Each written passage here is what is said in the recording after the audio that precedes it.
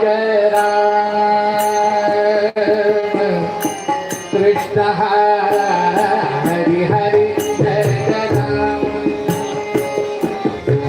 कृष्ण हरि हरि जय जय राम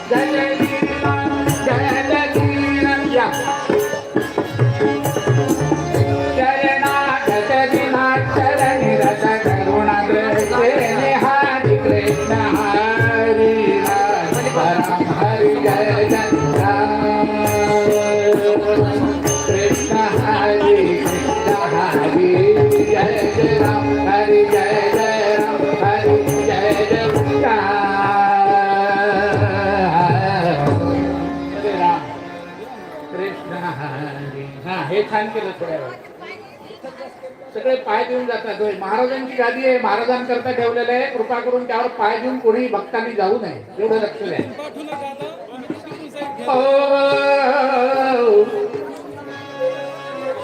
ये कृष्णा देवीचा बसना, कृष्णा देवीचा बसना, कृष्णा देवीचा बसना.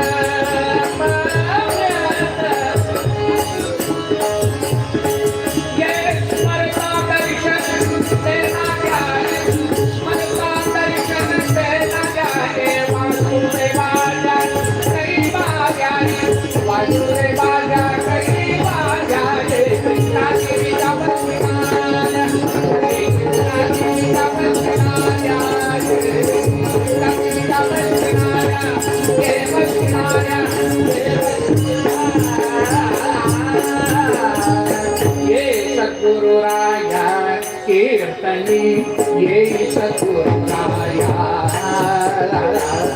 येई सद्गुरुराया कीर्तन येई सद्गुरुराया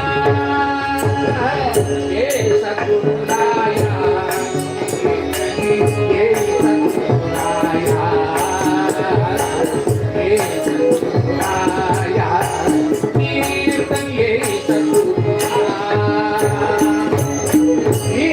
दीन परी मनास बाटे दीन परी मनास बाटे दीन परी मनास बाटे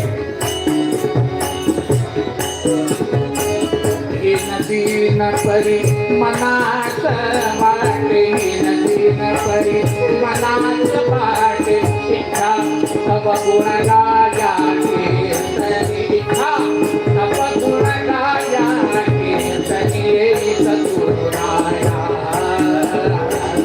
येई सद्गुरुराया कीर्तनी येई सद्गुरुराया मती मंडळी काहीच दे मती मंडळी काहीच दे मती मंडळी काहीच दे सांख्य अथवा न्याय न्याय सांख्य अथवा न्याय कीर्तनी येई सद्गुरुराया येई सद्गुरुराया कीर्तन येई सद्गुरुराया एका विनवी जनार्दनाचे एका विनवी जनार्दनाचे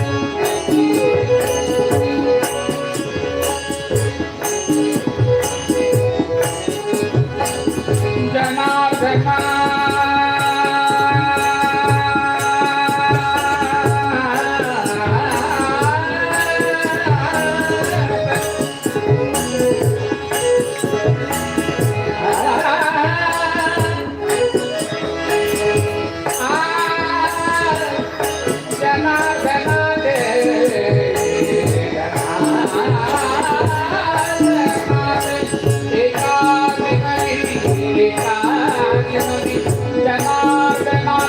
निरंजनी ताराया कीर्तनी निरंजनी ताराया कीर्तनी येई सद्गुरुराया येई सद्गुरुराया कीर्तन येई सद्गुरुराया राम राम राम राम राम राम राम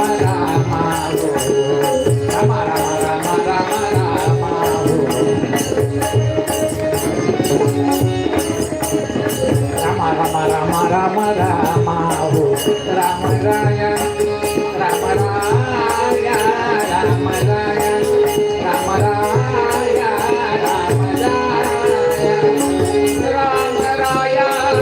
रघुपरे राम राय रघुपरे राम राय रघुपरे राम राय रघुपरे राम राम राम राम हो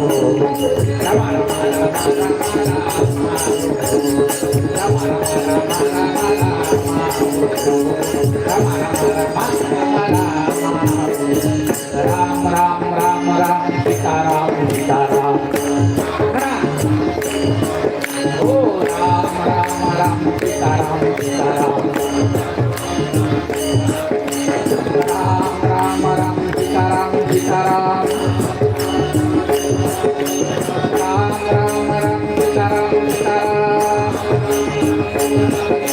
राम राम राम सीताराम सीताराम राम राम राम सीताराम सीताराम राम राम राम सीताराम सीताराम राम राम सीताराम सीताराम राम राम राम सीताराम सीताराम ओ राम राम राम सीताराम सीताराम ओ राम राम राम सीताराम सीताराम राम राम राम सीताराम सीताराम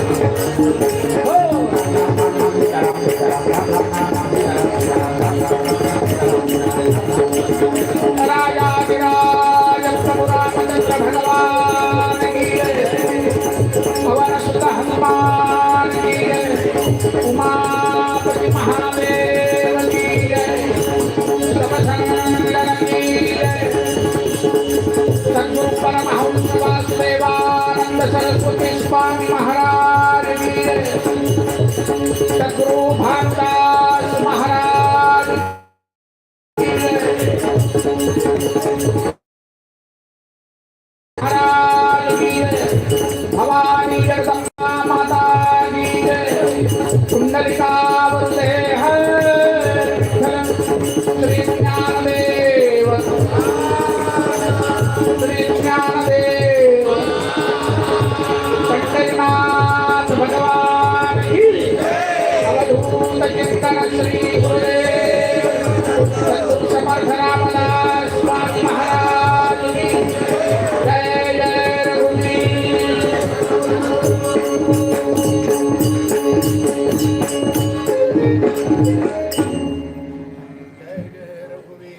समर्थ जय जय रघुवीर समर्थ जय जय रघुवीर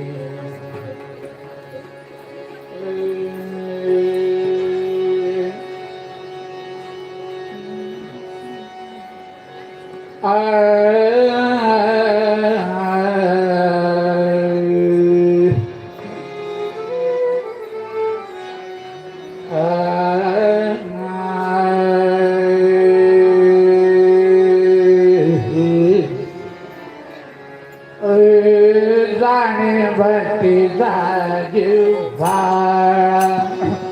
जिव्हाळा जाणे भक्तीचा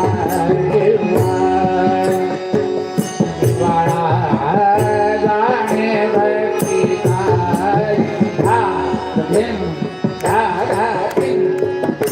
जाणे भक्तीचा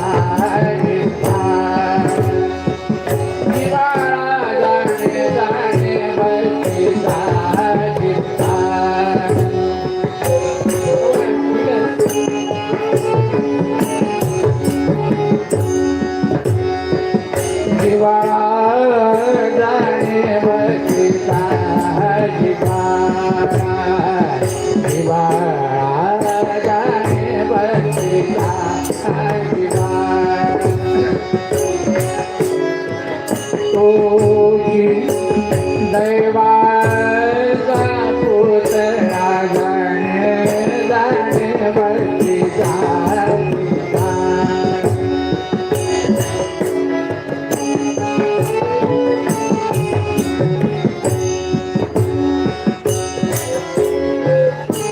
आणिक नये माझ्या मना आणिक नये माझ्या मना हो काय पंडित शहाणा शहाणा जाणे जाणे भक्तीचा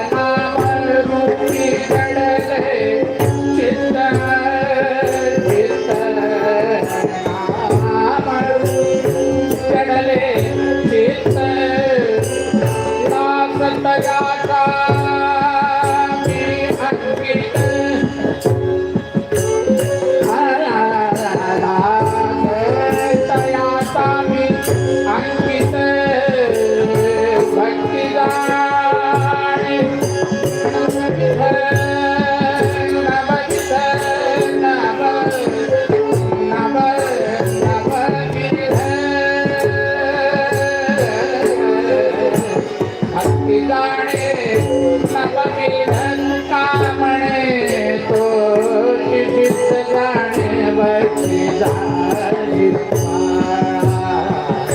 जाणे भक्ती झाली जाणे भक्ती झाली जाणे भक्ती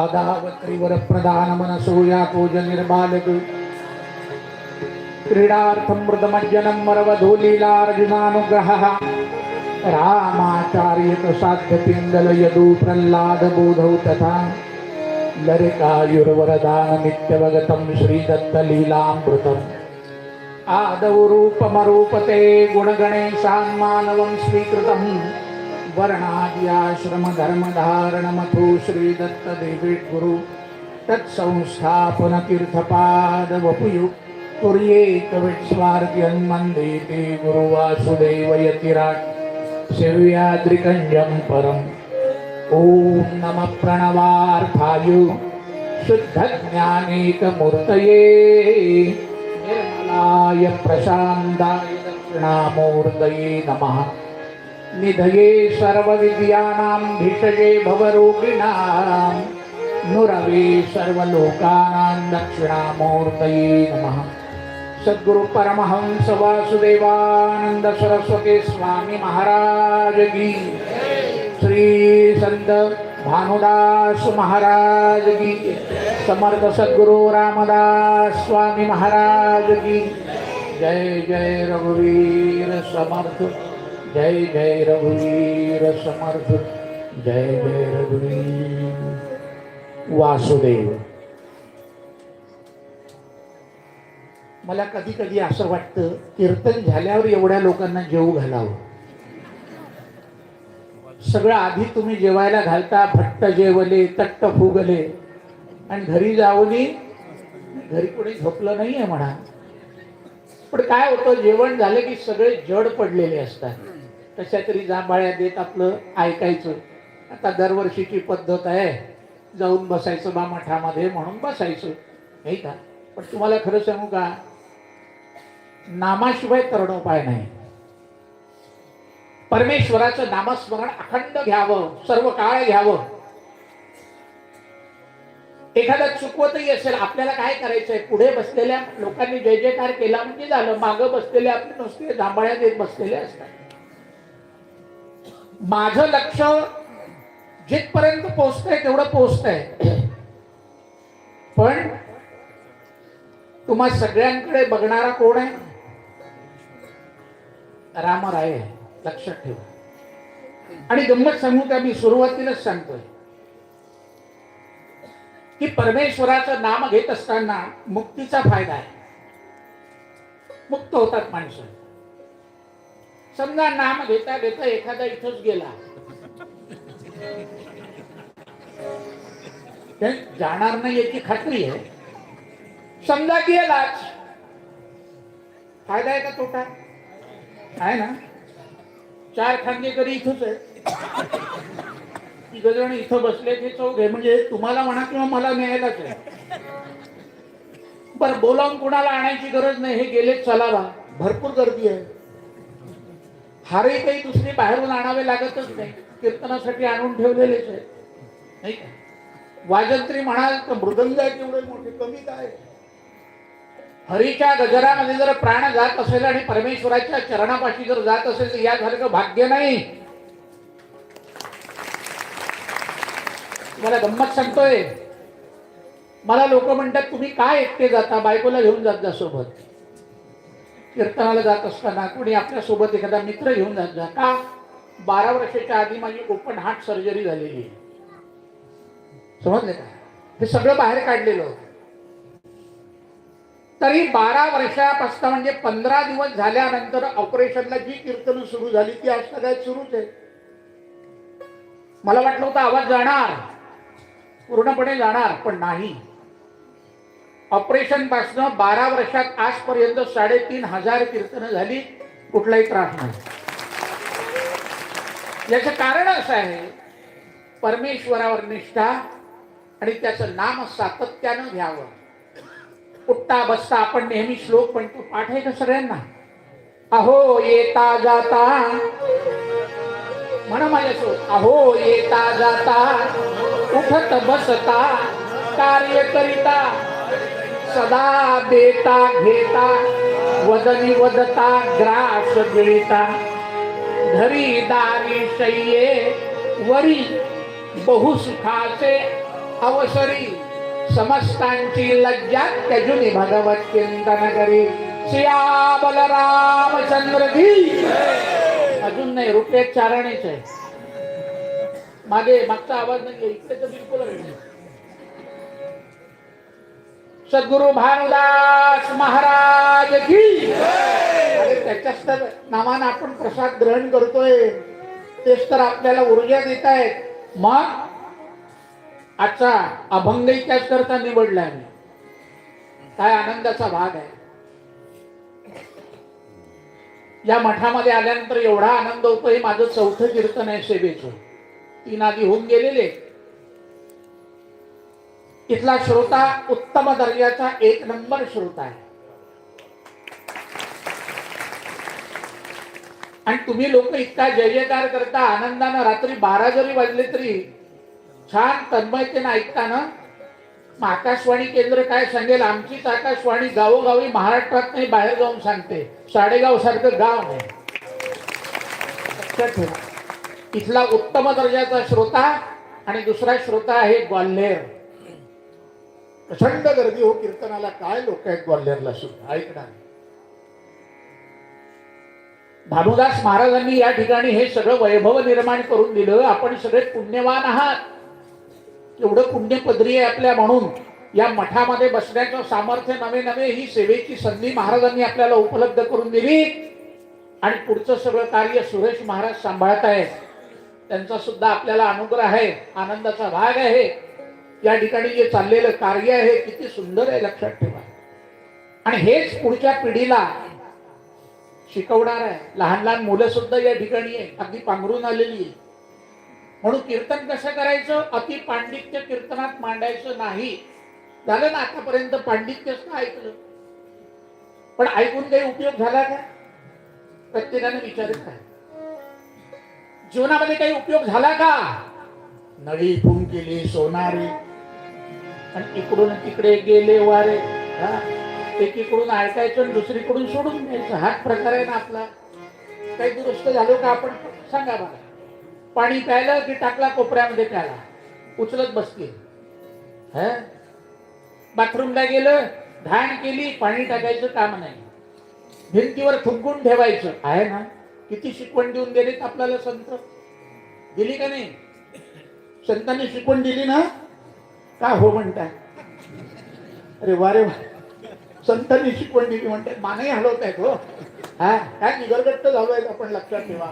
अरे त्यांनी एवढा मोठा बंगला बांधून ठेवला. आपल्या संतांचं क्षेत्र आपण किती स्वच्छ आणि पवित्रानं ठेवलं पाहिजे. गादीवरून अगदी चपला घालून आपण जातोय. काही वाटत नाही. तीच चप्पल शौच कुपात, तीच चप्पल बाथरूम मध्ये, तीच जेवायच्या ठिकाणी, तीच अंथरुणावर. किती आपण सुशिक्षित झालो बघा बरं. जे अतिशिक्षित झाले म्हणजे ज्यांनी अतिशिक्षण घेतलं त्यांच्यासारखा दुनियेमध्ये शिक्षित माणूसच नाही. चपला घालून फिरलं म्हणजे मॉडर्न. जिव्हाळा पाहिजे. परमेश्वराविषयीचा जिव्हाळा आमच्या महाराजांचं स्थान आहे. आम्ही प्रत्येकाने किती पवित्रता ठेवली पाहिजे. थुंकायचं असेल बाहेर जाऊन थुंकायचं. आश्रमाच्या जागेत थुंकता आलं नाही पाहिजे. जिव्हाळा आहे. कुठे घाण जर दिसली, मी केली नाही, उचलता आली पाहिजे. आपण उचलायची. मी सेवा करते. भगवान गोपाल कृष्णानं पत्रावळी उचललेले आहे ना वर्णन. हे नुसतं ऐकायचं का हो भागवतामध्ये? नुसते ज्ञानेश्वरी वाचल्यानं जमायचं नाही. काय म्हणाले महाराज? एक तरी ओवी. किती जण अनुभवत आहेत सांगा. क्रियेविण वाचाळाचा व्यर्थ आहे. तो जिव्हाळा अंतःकरणामध्ये असायला हा गेला पाहिजे. म्हणून तुकाराम महाराज म्हणाले, जाणे भक्तीचा जिव्हाळा तोच दैवाचा पुतळा. जिव्हाळा हा शब्द अतिशय महत्वाचा आहे. जिव्हाळ्यानं जे जे आपण काम करतो ना ते अति पवित्र असतं. मुलाविषयी आईचा जिव्हाळा किती आहे, नवऱ्याविषयी बायकोचा जिव्हाळा असतो ना, असतो का नाही? सगळ्याच्या मानाखाली गेले कसं काय, कीर्तनात बोलून आलं घरी जाऊन काढली मारबत म्हणजे मग नाही, हे प्रेम वेगळंच आहे, होतं जिव्हाळ्याचंच प्रेम आहे. पंक्तीमध्ये नवरा जर बसला असेल तर बघा ती बाई वाढत असताना कशी वाढते, इथं जिव्हाळा ओळखायचा असतो.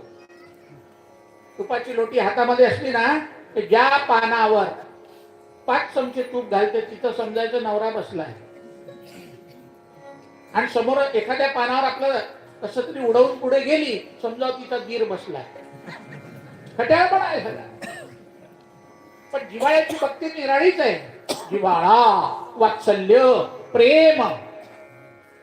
आपल्या मुलांविषयी आपण प्रेम बाळगतो, ज्याच्या विषयी प्रेम आहे त्यावर चिडतो. शिक्षा करी माय बाळा परी अंतरी कळवळा, है ना. पोरांना ऐकलं नाही म्हणजे बद बद बद बद त्याला हाणून देतात, पण हाणणारा सुद्धा नंतर रडतो घरामध्ये जाऊन, उडीच मारलं, त्याच वयच आहे हो, कशाला मारलं असेल मी, मारलं. पुन्हा मनात विचार येतो असं जर मारलं नाही झाला तर दोन्ही बाजू. गावातल्या पोरांना मारत नाही, घरीच मारते, वेळ प्रसंगी नवऱ्यावरही प्रयोग करते. नाही केव्हा जास्त घेऊन आला म्हणजे करता का नाही सांगा. तसे तुमच्या गावात कोणी पितच नाही म्हणा, पाणी पितात सगळे एक वागायचं शुद्ध पाणी, पण गावोगावी अशुद्ध पाणी आहे. जिथे शुद्धता आहे तिथे अशुद्धता पण आहेच, म्हणून शुद्ध लिहावं लागतं. दुकानामध्ये बोर्ड असतो, येथे शुद्ध लोणकडे तूप मिळेल, काही गरज आहे? शुद्ध आहे तर मग हे शुद्ध लिहायची गरज आहे म्हणजे याचा अर्थ अशुद्ध पण आहे. अशुद्ध आहे म्हणून शुद्ध लिहावं लागतं. सोन्याच्या बाबतीत तसंच, 22 कॅरेट 24 कॅरेट सगळं एकच असतं तर लिहायची गरजच नव्हती. जाणे भक्तीचा जिव्हाळा तोच दैवाचा पुतळा. या अभंगामधला पहिला शब्द अतिशय महत्वाचा आहे, तो म्हणजे जिव्हाळा, वात्सल्य, प्रेम. एका अर्थाचे शब्द आहेत, लक्षात घ्या. आणि याला परिणाम काय तर भक्ती जाणे नवविध तुका म्हणे तो सिद्ध. ज्याला उत्तम भक्ती केली, जिव्हाळ्याची केली, निष्काम केली, त्याला परिणाम काय तर तो सिद्ध. सिद्ध या शब्दाचा अर्थ हातामधून भस्म फेकलं सिद्धी प्राप्त झाली तो सिद्ध नाही, तो स्वतःच्या स्वार्थाकरता सिद्धी वापरतोय. मग निष्काम सिद्धी कोण वापरताय? महाराजांसारखे अधिकारी पुरुष वापरताय. भानुदास महाराजांसारखे, एकनाथ महाराजांसारखे, रामदास स्वामी महाराजांसारखे परोपकाराय पुण्याय, नाही का? सर्व परोपकारच आहे. पिबंती नद्या स्वयमेव नांभा. या नदीमध्ये एवढं पाणी आहे, पण नदीनं स्वतःचं पाणी स्वतः कधी प्यायलेली आहे? विचार करा. परोपकारच आहे. स्वयं न खादंती फलानि वृक्षाः. आंब्याच्या झाडांना आंबे खाल्ले तसं झालं. कोकणातला हापूस आंबा आपल्यापर्यंत येतो, आपणच तो खातो, पण तो असं म्हणत नाही. नादंती सस्यं खलु वारिवाः परोपकाराय सतां विभूतया. म्हणजे संतांचं जीवन हे परोपकाराकरता काही स्वार्थ नाहीच. भक्तांकरता सेवा दिलेली आहे, लोकांकरता सेवा दिलेली आहे, पण जी सेवा आहे ती निष्काम असेल आणि त्यामध्ये जर प्रेम असेल तर ते प्रेम देवाला आवडतं. म्हणून तुम्ही नेहमी म्हणता ना, प्रेमाविण भजन नाकाविण मोती. प्रेमाविण भजन नाकाविण मोती.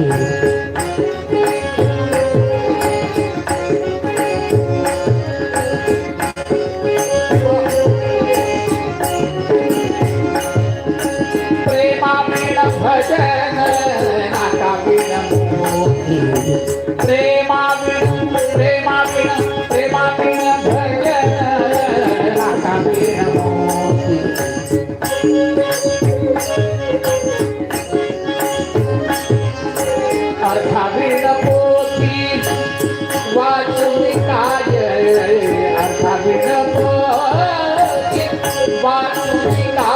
प्रेमा बिन भजन नाका बिन प्रेमा बिन भजन नाका बिन प्रेमा बिन भजन नाका बिन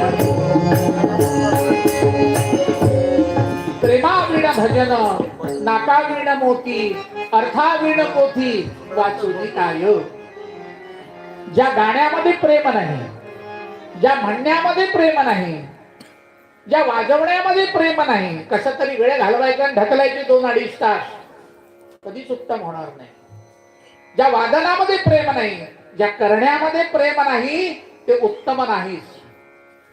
प्रेम कसं आहे? प्रेम हे दिखावून असावं, अंतःकरणापासून असायला पाहिजे. भगवंताच्या विषयीचा आत्यंतिक प्रेमा हा दाखवावा लागत नाही. उद्धवानं सुद्धा विदुराचं प्रेम बघा, उद्धवाचं प्रेम बघा.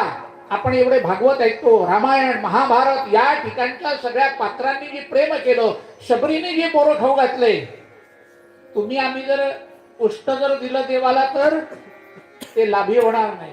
पण शबरीनं दिलं, तिचे उष्टे बोरं रामचंद्राने खाल्ले. तुम्ही म्हणाल का हो ते कसे चालले देवाला? पण ते देत असताना त्यामध्ये निष्काम भावना प्रेम होतं.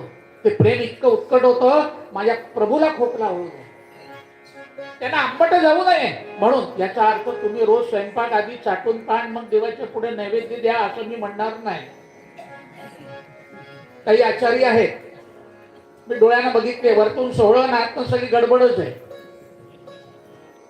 मालक आतमध्ये गेला की साठवून बघतात, मीठ बरोबर झालं की नाही. अरे म्हणतं गडबड झाली, टाक त्याच्यामध्ये मीठ पुन्हा. हे असं चालेल का? नाही चालणार. पण तुम्हाला एक गंमत सांगतो, त्या करण्याविषयी जर प्रेम असेल ना, पाहायची गरजच नाहीये. ज्याप्रमाणे बायको ही नवऱ्याकरता पाकसिद्धी करते. काय झालं मावशी, आलं का बेडूक वगैरे आलं का तिकडे? नाही ना. एकदा मोठी मजा तुम्हाला सांगतो, यावरून आठवलं म्हणून सांगतो. गिरड म्हणून रामचंद्राचं मंदिर आहे, त्या ठिकाणी कीर्तन अशीच लोक होती गर्दी. आणि मी युद्धाचा प्रसंग लावला होता एका अखेरामधला. 2 मांजरीचे बोके वरच्या अशा आटाळ्यावर भांडायला लागले. एवढं भांडण झालं की लोक कीर्तनामध्ये रंगलेले होते आणि त्यांच्याच अंगावर ते पडलं. बुवा एकटा उभा, लोक दाराच्या बाहेर सगळे. तसं इकडे काही झालं का? नाही ना. लक्ष द्या, लक्षपूर्वक ऐका. आत्यंतिक प्रेमा कसा असतो? स्त्री आपल्या नवऱ्याविषयी पाकसिद्धी करीत असताना तिच्या जिभेवर आधी चव खेळते बघा. यांना काय आवडतं, यांना काय आवडतं याची जाणीव तिच्या अंतःकरणामध्ये असते. ती करत असताना ती चव तिच्या जिभेवर खेळते आधीच, आणि त्या चवीनुसार ती बरोबर मीठ, तिखट, हळद, मसाले, कारण तिने जीव ओतलाय त्याच्यात. माझ्या नवऱ्याकरता मी करते, म्हणजे माझ्या स्वामी करता मी करते. काही लोक नावं ठेवतात, ब्राह्मण लोक इतकं सोहळं करतात, इतकं सोहळं करतात. पण सोहळ्याची खरी परिभाषा समजून घ्या. सोहळं म्हणजे नुसतं गुंडाळलेलं सोहळं नव्हे. ते नेसायचं मग ते शौच कुपातही जाणं चालतं, मूत्री घरातही जाणं चालतं, त्याला सोहळं म्हणत नाही. मी बऱ्याच ठिकाणी बघितलं सोहळ्यानं आत जाणारी मंडळी. पण खरं सोहळं कसं आहे ते काढून ठेवायचं. एक ठरवलेला पंचा नेसायचा, त्यानं तिथे जायचं आणि तिथून बाहेर आल्यावर पाय धुवायचं आणि कटी स्नान करायचं. कटी स्नान माहितीये का? कमरेपासून पाणी ओतणे. नेसलेला पंचा सुद्धा ओला केला जातो. हे आम्ही केलेलं आहे काशी क्षेत्रामध्ये. वैदिक अभ्यास करीत असताना, गुरुकुलामध्ये असताना आम्हाला हे करावं लागायचं. त्याला कटी स्नान म्हणतात. आता हे सगळे करण्याच्या मागे काय आहे? दिखाऊपण आहे का? शुद्धत्व, पावित्र्यता, हे त्यातलं महत्व आहे. मग परमेश्वराकरता नैवेद्य अर्पण करण्याकरता आपल्याला पाकसिद्धी करायची आहे. मग किती स्वच्छता असावी त्याची घेतलेली ती काळजी आहे, लक्षात ठेवा. तुम्ही बघा, सोहळे गुंडाळलं की लहान लहान लेकरं सुद्धा बाजूला होतात. बाबा सोहळ्यात आहे, सोहळ्यात आहे. सोहळं राहिला बाजूला, त्याचा झाला दंबाचार. त्याची खरी परिभाषा कोणालाही माहिती नाही, म्हणून ही सगळी गोष्ट व्हायला लागली, लक्षात ठेवा. प्रधानमंत्र्याचा स्वयंपाक करीत असताना किंवा राष्ट्रपतीचा स्वयंपाक करणारे आचारी त्यांना आधी तपासलं जातं. त्यांचा स्वयंपाक झाल्यानंतर त्या पाकसिद्धीला 10 डॉक्टर लोक आधी तपासतात आणि मग त्यांना जेवायला वाढतात. का? तर तो संपूर्ण देशाचा देवच आहे. तसंच अनंत कोटी परमात्मा ब्रह्मांड नायक याला नैवेद्य अर्पण जर करायचं तर किती पवित्रता असावी, हा जिव्हाळ्याचा प्रश्न आहे बरं. म्हणून जिव्हाळा आवश्यक आहे. अंतःकरणामध्ये जिव्हाळा जर नसेल तर ती दिखाऊ आणि दांभिक भक्ती होते. म्हणून प्रेमाविण भजन, ज्या भजनामध्ये प्रेम नाही, वाजवायचं म्हणून दान दान दान दान ठोकायचं. काही एक ठिकाणी मी बघतो की नुसतेच मृदंगाचे आवाज येतात, गाण्याचा शब्द सुद्धा कळत नाही.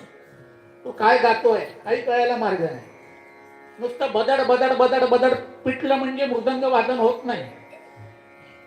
त्याची मार्गकता, त्याचा आनंद, गाण्याचं लेव्हल किती आहे, तो गाणारा किती आवाजात गातोय त्यापेक्षा किती कमी असावं, लोकांना त्याचे शब्द कळतायत की नाही, त्याचा अर्थ कळतोय की नाही, हे सगळं कळायला पाहिजे. आम्ही गुरुदेव सेवा मंडळाच्या भजनामध्ये जायचो. मी नावं ठेवत नाही, पण ऐका, भजन म्हणणाऱ्याचे शब्दच बाहेर यायचे नाही. नुसता टाळाचा खणखणाट आणि तबला पेटीचा आवाज. गाणाऱ्याचे शब्दच कळत नाही काय म्हणतायत, किंवा ज्या संतांनी तो अभंग लिहिलेला आहे किंवा जे पद लिहिलेलं आहे त्याला जगासमोर काय मांडायचं आहे हे जगाला कळतच नाही. नुसता टाळांचा खणखणाट झाला म्हणजे जमायचं नाही. तिथे सुद्धा प्रेम असायला हवं. शब्दाचे आनंद घेता यायला असावा. आनंद कोणीच घेत नाही. एक एक शब्द बघा संतांच्या मुखामधले निघालेले अमृतवाणी, त्याचा परिणाम माणसावर होतो. पण किंवा त्या अभंगाविषयी जर तुमच्या अंतःकरणामध्ये जिव्हाळा असेल, त्या अर्थाचा जर अभ्यास तुम्ही करत असाल तर कळेल. तुम्हाला मी सांगतो, आमच्या भगिनी वर्ग पारायणाच्या पारायण करतात. किती लोकांना पोथी पाठ आहे सांगा? हात वरती करावं एखाद्याने तरी. मला पूर्ण ग्रंथ पाठ आहे. आहे कोणाला? जन्मापासून आजपर्यंत आपण पारायण करतो आहोत. दासबोधाचे पारायण आहे, गुरुपुष्यामृत योगार गजानन महाराजांच्या विजय ग्रंथाचे पारायण आहे, छोट्या पोथीचे पारायण आहे, लहान ग्रंथाचे पारायण आहे. अर्थ कळलेला नाही. का कळत नाही? आधी पारायण म्हणूनच ते वाचतो, त्या अर्थाकडे लक्ष देत नाही. लक्ष्मी व्यंकटेशाच्या पोथीमध्ये एक शब्द आलेला आहे, नवी नवी ओवी आलेली आहे. फक्त ती ओवी ऐकून काही लोक हसतात. गावीचे होते लेंड ओहळ, गंगेशी मिळता गंगाजळ, कागविष्टेचे झाले पिंपळ, तयाशी निंद कोण म्हण. काय अर्थ आहे ते? आम्हाला अर्थ माहिती नाही. आम्ही शुद्ध मनानं हे सगळं वाचत असतो. बिलकुल नाही वाचायचं म्हणून वाचता. गावीचे होते लेंड ओहळ म्हणजे एखादा मूर्ख माणूस समजा, एखादी वाईट गोष्ट समजा, पण ती वाईट गोष्ट एखाद्या चांगल्या गोष्टीच्या संपर्कामध्ये जर आली तिचा उद्धार होतो. गावामधला घाणेरडा नाला, घाण पाण्याची जी नाली आहे ती नाल्यामध्ये त्याचं रूपांतर होतो. तो नाला जाऊन मिळतोय नदीला, ती नदी गंगेला जाऊन मिळते. मग त्या गंगेला जाऊन मिळाल्यावर ह्या घाण नदीचं काही सामर्थ्य राहतं का? गंगेशी मिळता गंगाजळ आणि कागविष्टेचे झाले पिंपळ. पिंपळाचं तुम्ही बी लावून बघा, लागत नाही. कावळ्याच्या विष्टेमधून जे निर्माण होतो तेच बी. म्हणून तुमच्या घराघरात कुठे भलत्याच ठिकाणी झाड लागलेलं दिसतं. इकडे लावा तुम्ही, झाड लागत नाही, पण तिथे घरावर झाड, ते निघता निघत नाही. सिमेंट मध्ये सुद्धा मुळ्या शिरतात. काय माणसापेक्षा चौपट ताकद आहे त्याची. कागविष्टेचे झाले पिंपळ, तयाशी निंद कोण म्हणे. अहो घाणीत निर्माण झालं पण त्याला पवित्र म्हणून लोक पूजा करतात. का? तर चांगल्या गोष्टीशी तो संलग्न झाला, त्याला प्रेम मिळालं. इतकं प्रेम आपल्या अंतःकरणात असायला हवं. भक्तीविषयी कितीही मृदंग वाजवा, किती जोरानं ठोका, 4-4 तास ओरडून सांगा, देव प्रसन्न व्हायचा नाही. देवाला काय हवंय? भक्तीच हवी आहे. भक्ती विना वसनो हे वीण्याने वा मृदंग नादाने, कन्यादान फलाते कैसा पावे मृद अंगना दान. काय मोरोपंतांनी सुंदर वर्णन केलेलं आहे. भक्ती विना वसनो हे, ज्या भक्तीमध्ये प्रेम नाहीये वीणा वाजवा, मृदंग वाजवा, तबले वाजवा, पेटी वाजवा, कीर्तन करा, प्रवचन करा, पण देवाविषयीचा आत्यंतिक प्रेमा जर त्यामध्ये नसेल, परमेश्वराला ते आवडणार नाही. भाराभर सोना येऊन आपली श्रीमंती जरी अर्पण केली, देवाला आवडणार नाही.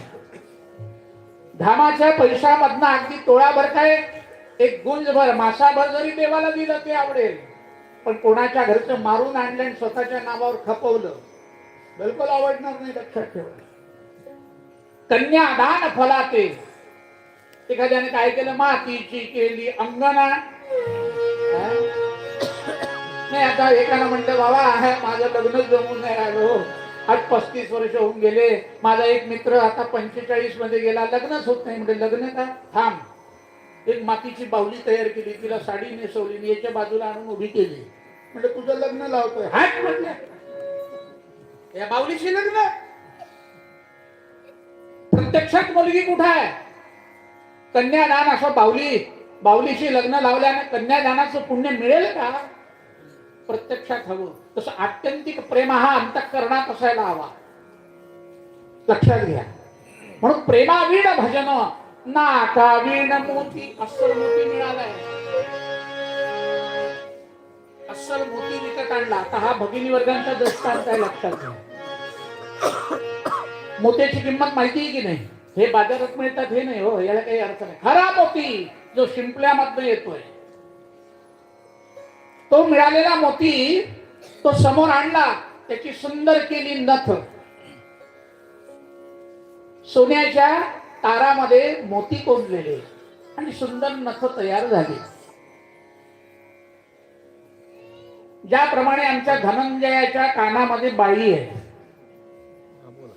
ही बाळी स्वतः करून घालायची नसते. त्याचं नाव काय आहे? त्या बाळीचं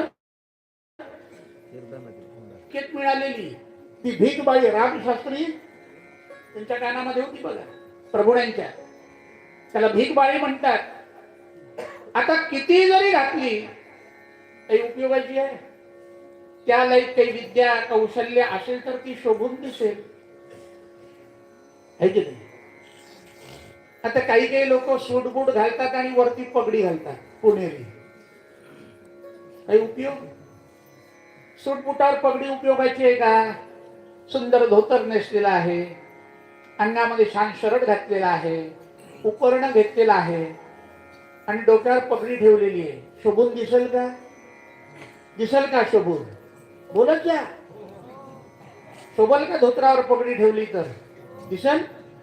हो म्हणू का नाही म्हणू? बुवा कोणी कोणी बोलतात, कुणाला म्हणतात. पगड्या घालून जमायचं नाही. त्या पगडीच्या डोक्यामध्ये बुद्धी असायला हवी, तितकी विद्या आत असायला हवी, तर पगडी शोभल, आहे की नाही? तसं मोती आणला आणि आता त्याची नथ तयार झाली. सुवर्णकारानं इतकी सुंदर नथ तयार केली, पण करत असताना त्या नथेला किती यातना भोगाव्या लागल्या. किती वेळा चुलीमध्ये ते सुवर्ण घातलं हो, त्याला ठोकायला लागले. सुवर्ण म्हणायला लागलं, अरे सोनारा, वारंवार मला तू अग्नीमध्ये घालतोय, बाहेर काढतोय, थंड करतोय, पुन्हा ठोकतोयस.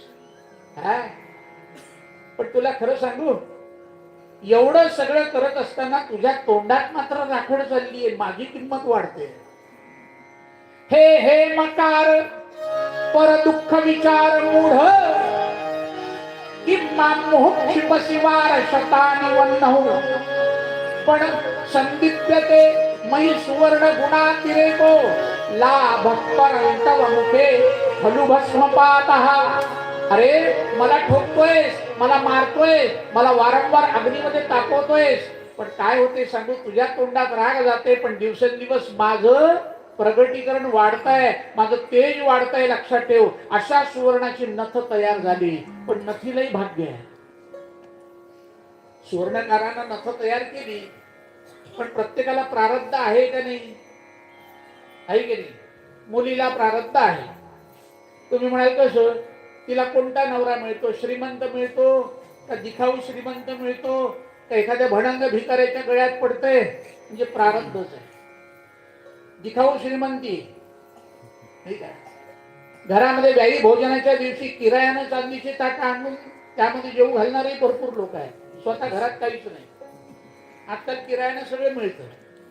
पण मुलीच्या बापाला काय वाटतं, बाप रे काय व्याही भोजन केलं माझ्या व्याह्यानं, हा हा हा हा, चांदीच्या ताटात सोन्याच्या वाट्या आणल्या कुठून, किरायानं. पण पोरगी देऊन घरामध्ये नेल्यानंतर जर्मनचे ताट बाहेर आले. कुंडली आहे ना, दिखाऊपणा. आज जग त्यावरच भुललेलं आहे, लक्षात ठेवा. काही अर्थ नाहीये.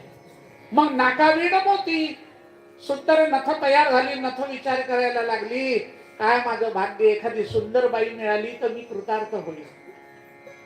नाही तर 12 महिने श्लेष्मागारे वसतीर. श्लेष्म म्हणजे काय माहितीये का? यांना कळलं, त्यांना कळलं. काही काही संस्कृतचे जाणकार आहेत बरं का, असेच पाहिजे. श्लेष्म म्हणजे अरे अरे अरे, श्लेष्म म्हणजे शेंबूड, आणि त्याचं आगार म्हणजे श्लेष्मागार म्हणजे काय, नाक.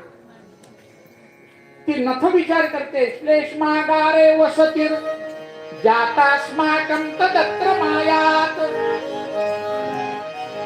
ती नथ विचार करते, सोनाराच्या घरी मला चांगलं नाक मिळालं तर चांगलं होईल. नाक उत्तम असेल तर नथ शोभून दिसेल. चिनी जपानी कुणा कामाचं, चप्ट नाक नेपाळी. आपली ही एवढी सुंदर नथ काय उपयोगाची त्या नाकामध्ये. श्लेष्मागारे वसतीर जातास्माकं तत्र मायात. आता ही नथ एका स्त्रीनं विकत घेतली. श्रीमंत होती हो, प्रचंड श्रीमंती होती घरामध्ये. नथीलाही आनंद झाला. वारे वा माझं भाग्य, वा मला छान नाक मिळालं. आता नाकामुळे नथीची मजा की नथीमुळे नाकाची मजा, विचार करा. दोन्ही गोष्टी आहेत. नथीला आनंद खूप झाला, पण जेव्हा पावसाळा सुरू झाला नथ घाबरली. कारण ज्या नाकामध्ये ती जाऊन बसली त्या नाकाला 12 महिने पावसाळा होता.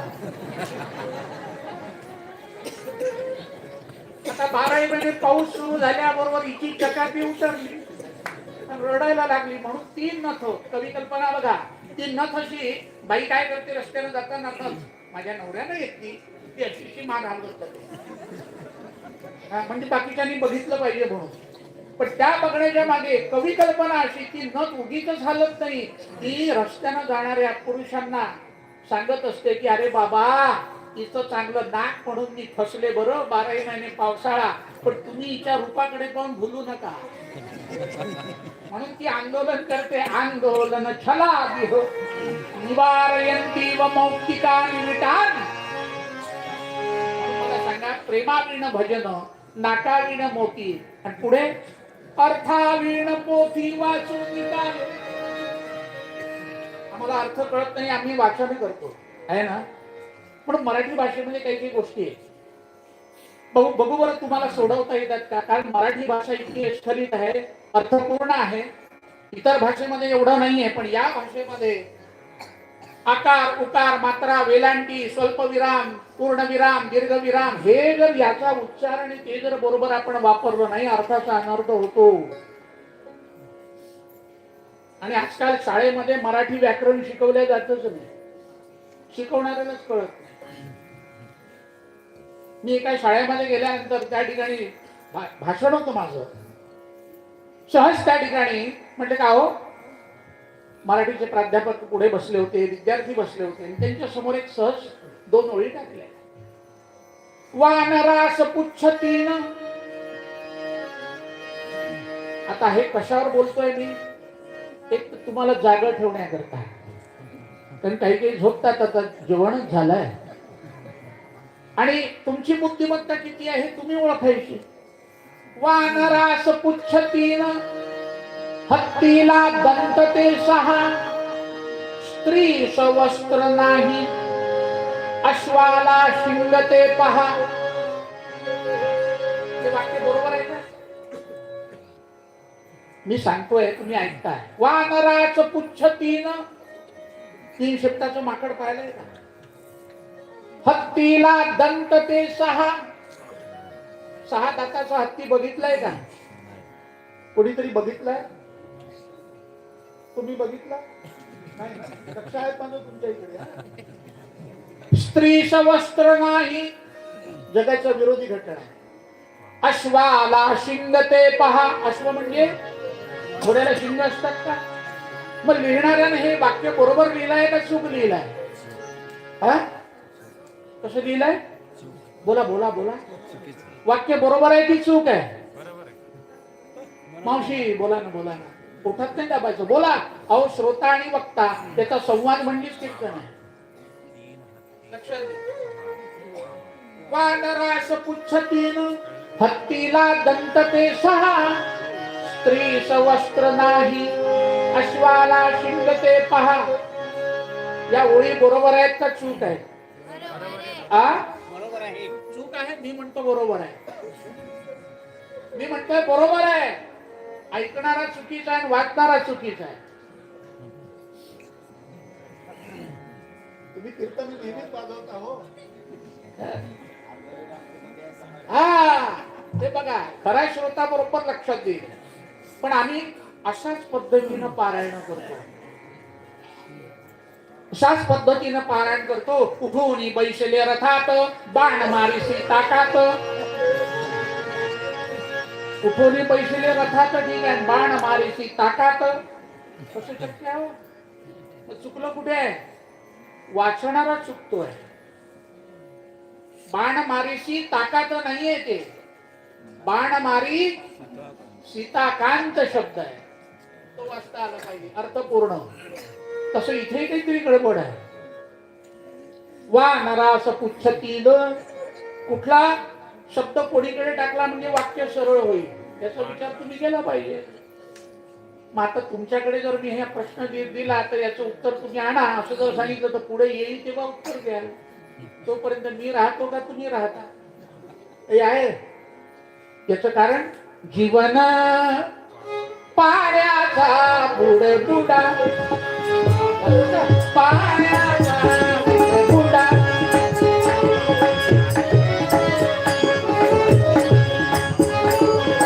अथांग भरला या संसार. उत्तर सांगू नका, तिला पाहू द्या. अथांग भरला या संसारी, सुख दुःखाचा घडा रे, सुख दुःखाचा घडा रे. पाण्याचा बुडबुडा, जीवन पाण्याचा बुडबुडा, जीवन पाण्याचा बुडबुडा. आता उत्तर तुम्ही मला नंतर सांगा म्हटलं तर मी येतो का तुम्ही राहता? काही भरोसा नाही. पण आताच सगळं सांगून मोकळं व्हायचं. काय? वानरास पुच्छतीन हत्तीला दंत ते सहा. स्त्री समस्त्र नाही, अश्वाला शिंगते पहा. वाक्य बरोबर आहे. पण मराठी भाषेचा ज्याला अभ्यास नाही, ज्याला स्वल्पविराम, पूर्णविराम, अर्धविराम कळत नाही, त्याला हे कळायचं नाही. आता बघा वाक्य सरळ करून दाखवतो. तुम्हाला आलं का लक्षात? आलं? त्या काकांच्या लक्षात आलं? जाणकार मंडळी आहे, अभ्यास करणारी आहे. म्हणून म्हणतोय मी, प्रत्येक शब्दा गणित जर तुम्ही जिव्हाळा ओतला उत्तर सापडतं. जिव्हाळात नसेल नुसते भिरभिर आपण पाहत बसतो, नाही जमायचं. आता बघा, वानरास पुच्छ पूर्णविराम. आलं लक्षात? वानरास पुच्छ तीन हत्तीला दंत ते सहा. आला का अर्थ बरोबर? स्त्री सवस्त्र पूर्णविराम नाही, अश्वाला शिंगते पहा. घोड्याला शिंग. पण इकडला शब्द इकडे जर म्हटला वानरास पुच्छ तीन, तिकडला तीन इकडे घेतला, लोक पाहत बसले. असं कसं होईल? बुवा मूर्ख आहे, बोला सांगता नाही आलं आहे ना. मग शब्दाचा अभ्यास तो केव्हा होईल? जेव्हा जिव्हाळा, वात्सल्य, प्रेम हे जर आपण ओतू बरोबर कळेल, तेव्हा सिद्धत्व प्राप्त होईल. यल लब्ध्वा सीमा, यल लब्ध्वा पुमान सिद्धो भवति, तृप्तो भवति, अमृतो भवति. यत् प्राप्तेन किंचित वांछति न शोचति न द्वेष्टि न रमते नोत्साही भवति. नारद भक्ती सूत्रामध्ये सांगितलेलं आहे मुखावरचं जे प्रेम आहे ते कसं दिसतंय, सिद्ध, अमृत, तृप्त. कोणाकडे जास्त झालं म्हणून आपल्याला त्याविषयी जळफळ नाही, कमी झालं म्हणून त्याचं सुद्धा वाईट नाही. मी तुम्हाला सांगतो, काही गोष्टी जर माणसाने जर लक्षात ठेवल्या ना, जीवनामध्ये कमीच पडणार नाही. सदा कदा माणसानं जे जगायचं आहे ना, आपल्यापेक्षा कमजोर माणसाकडे पाहून माणसानं जगावं. लक्षात घ्या. त्यापेक्षा भगवंतानं आपल्याला किती सुखी ठेवलंय याचा अभ्यास करावा. एखाद्या श्रीमंताकडे पाहून मी कशी श्रीमंत होईल याचा अभ्यास कोणीच करू नये.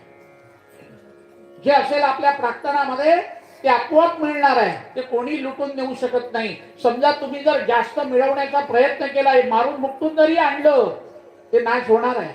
ते असं जरी दिसलंय, म्हटलं अहो ते लोक देवाची पूजा करत नाही, उपासना करत नाही, काय गडगंच आहेत ना, वाममार्गाने आलेला पैसा आहे, जिवाळ्याचा विचारच नाहीये. मग असा पैसा जातो किंवा एकदम मोठा रोग निर्माण होतो. आणि डॉक्टरकडे गेल्यावर डॉक्टर त्यांच्या चेहऱ्याकडे बघतात, म्हणजे करोडपती आहे का, पहिलंच बिल 25,000 गेले. तेच गरीबाकडे बघा तुम्ही, एवढे मोठे मोठे रोगच होत नाहीत. हरिभक्ताला रोग होत नाही. जे हरिपाठामध्ये नाचतात, आनंद व्यक्त करतात, प्रेमाला भजन म्हणतात, त्याला रोगच नाहीये. पण तुम्ही म्हणाल बुवा तुम्हाला कसे झाले, आमचंही ऑपरेशन झालं पण आम्ही 3,500 कीर्तने करून तुमच्या पुढे उभेच आहोत, ही कृपा आहे. काही ऑपरेशन करता करता टेबलावर गेले, काहींचं झाल्यावर गेले, पण आम्हाला ही जी कीर्तन भक्ती करू देतात ही परमेश्वराची लीला नाही तर काय. सकाम आणि निष्काम करत असताना अहो जीवनामध्ये अर्थ आवश्यक आहे. तुम्ही म्हणा बुवा कीर्तनाचे पैसे बिलकुल घेतलेच पाहिजे. तुकडोजी महाराजांनी परमेश्वराला प्रश्न केला, देवा तुझा भक्त म्हणजे पैसा घेतला नाही म्हणजे भक्त होईल का? सांगा मी काय करू, सांगा मी काय करू. प्रत्येक भक्तांना हा प्रश्न विचारायचा आहे स्वतःला. भक्ती करू की पोट भरू, भक्ती करू की पोट भरू, हे करू की ते करू, सांगा मी काय करू, सांगा मी काय करू.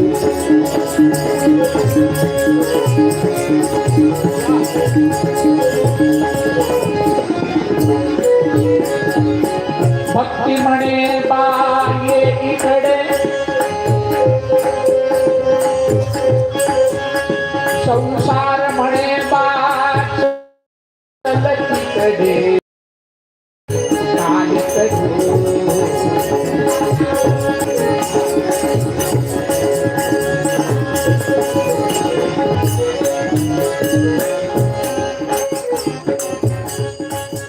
शेवट उत्तर दिलंय बघा. भक्ती करुणी जो पोट भरे, भक्ती करुणी जो पोट भरे, तुकड्या म्हणे त्याला. काय मजा आहे. भक्ती करून जो मिळवतो त्याला पगार म्हणत नाही, मानधन म्हणतात.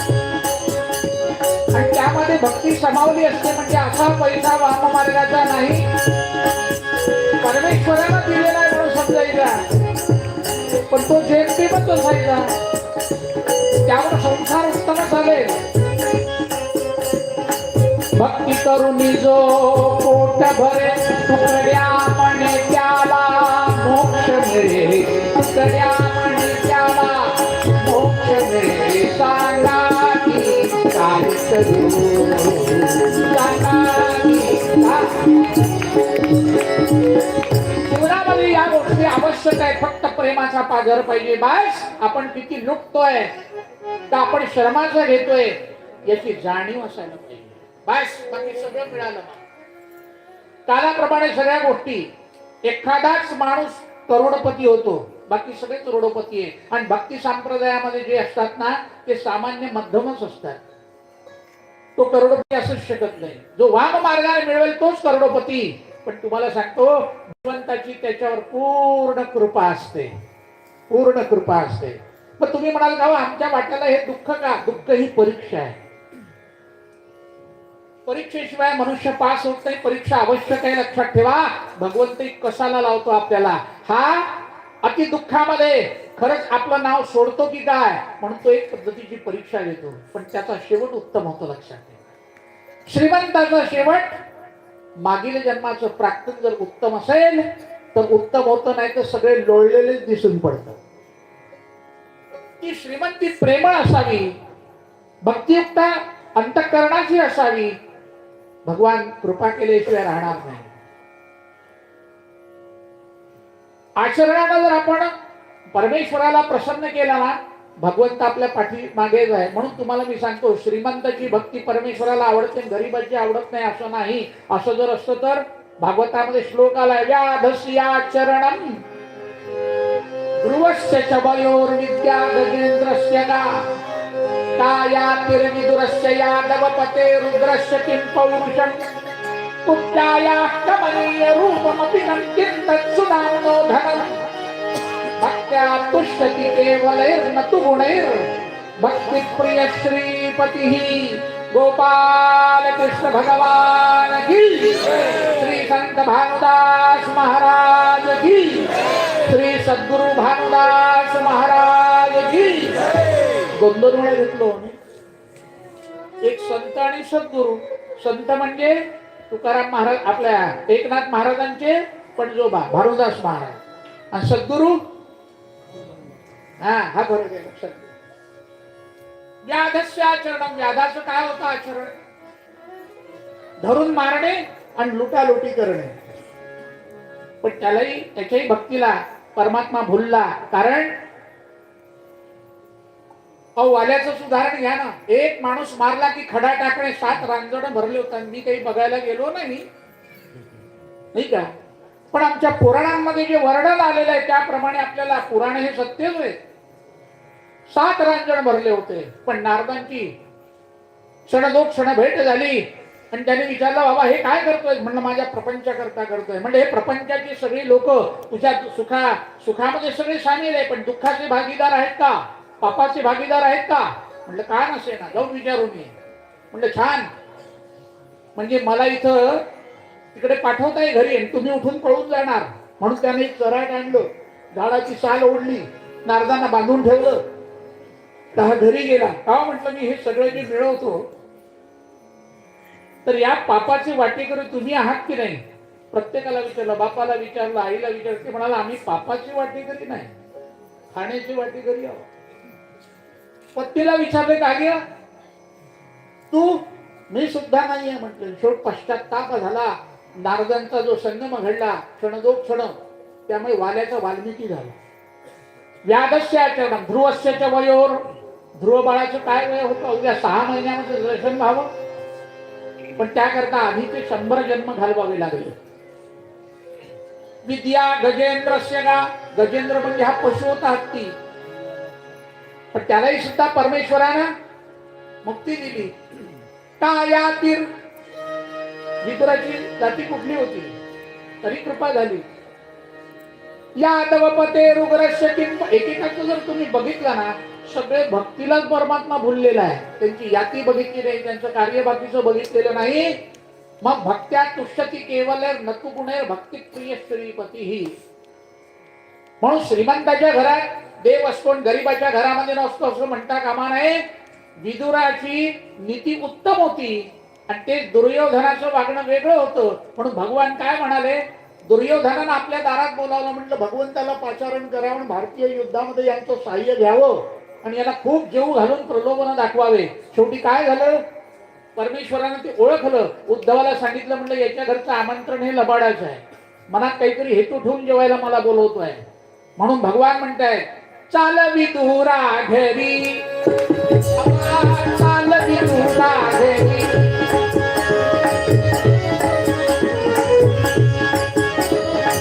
लाडू पेढे नाही कामाचे, लाडू पेढे नाही कामाचे, गरीबाची आमची डबली, गरीबाची आमची डबली. उद्धवा चाल विदुरा घरी, उद्धवा चाल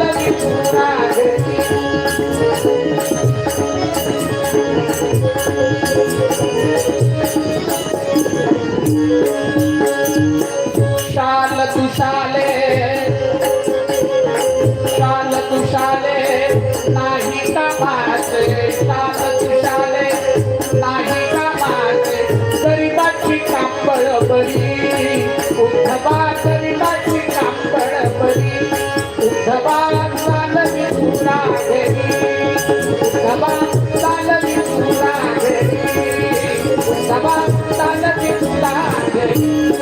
म्हणून तुम्हाला सांगतो, उद्धवासोबत भगवान विदुराच्या वाड्यामध्ये आले. विदुरजी वाड्यात नव्हते, विदुर पत्नी आतमध्ये होती. सकाळची वेळ आहे आणि दारावरून भगवंतांनी आवाज दिला, विदुरा. ही स्नानगृहामध्ये होती, एक वस्त्रानं नाहत होती. विदुरा. अरे भगवंताचा आवाज दिसतोय. लोक एवढ्या प्रेमानं हाक मारतात, पण भगवान तिथे जात नाही. आज न बोलावता माझ्या दारात तिसरी हाक मारली, विदुरा. अरे आहे का घरी? देहभान विसरली. मी स्नान करते हे सुद्धा विसरली. तशीच एका वस्त्रानं धावत आली. आता भगवंत निघून जाणार म्हणून दार उघडलं. या देवा. उद्धवाने एकदम अबाउट टर्नच करून टाकलं. हा अंगार वस्त्र नाही अशी स्त्री. देवा चला म्हणते. अरे थांब रे, चल आतमध्ये. या या या या. भगवंताचा हात धरला, आतमध्ये आणून बसवलं. धावत गेली, केळीचा घड आणला आणि समोर ठेवला. देवा मन मोहना, अरे न बोलावता तू माझ्या दारात आलास रे. लोक वारंवार तप करतात, उद्यापन करतात, नाना तऱ्हेचे व्रतवैकल्य करतात, त्यांना तू दर्शन देत नाही. माझ्या दारामध्ये आलास. या या या या. समोर बसतीये. भगवंताकडे एक सारखी बघते. तिकडनं केळी त्या घडातनं काढते, साल वरतून काढते, गाभा स्वतः ठेवते, साल भगवंताच्या हातात देते. भगवंत मिटक्या मारत साली खाते, ती ही गाभा खाते. उद्धव म्हणतोय, देवा बकरी सारखी काय खाता साली? अहो ती काय खाते बघा ना. गपचूप बस रे. पण किती सुंदर त्या सालीमध्ये काय गोडवा आहे. डझनभर केळं संपत आले. दुसरा घड आणला, तेही सुरू झालं. देव सालीच खात आहे, आतला गाभा ही खाते. तेवढ्यात उद्धव महाराज आले. उद्धव महाराजाने बघितलं नव्हे, विदुर महाराज आले आणि विदुरानं पाहिलं काय चाललंय. अगं एकदम भानावर आली. भानावर बघते, मी कुठल्या वस्त्राची आहे. धावत गेली, बघा वस्त्र फेडून आली. भगवान म्हणतायत, विदुरा मूर्ख आहेस तू. देवा तुमच्या पुढे अशा रूपात ती बसली होती याचं मला काही वाटलं नाही. पण ती तुम्हाला साली देते वरच्या, ते तुम्ही खाताय आणि तिच्या हातामध्ये गाभा देताय आणि ती गाभा हातला खाते, गर ती खाते. ही कुठली नेली भक्ती? अरे म्हटलं काय प्रेम होतं रे त्या देण्यामध्ये. त्या गरापेक्षा मला साली इतक्या प्रिय झाल्या, त्या इतका त्याचा गोडवा होता. सगळी गडबड करून टाकली. सांगण्याचं तात्पर्य, प्रेमानं जे दिलं ते देवाला आवडतं. म्हणून प्रेमाचा भक्त तो कोणी दिवटा असेना, चोर का असेना, तरी देवाला आवडतो. फक्त ती चोरी परमेश्वराविषयी असावी, पण त्याविषयीचा आत्यंतिक प्रेमा असायला पाहिजे. देव भावाचा भुकेला, दास सेवकाचा झाला, अशी स्थिती होती. म्हणून पूर्वरंग पद्यात महाराज सांगताना तेच सांगताय, जाणे भक्तीचा जिव्हाळा, जाणे भक्तीचा जिव्हाळा, जाणे भक्तीचा जिव्हाळा, जाणे भक्तीचा जिव्हाळा, जाणे भक्तीचा जिव्हाळा,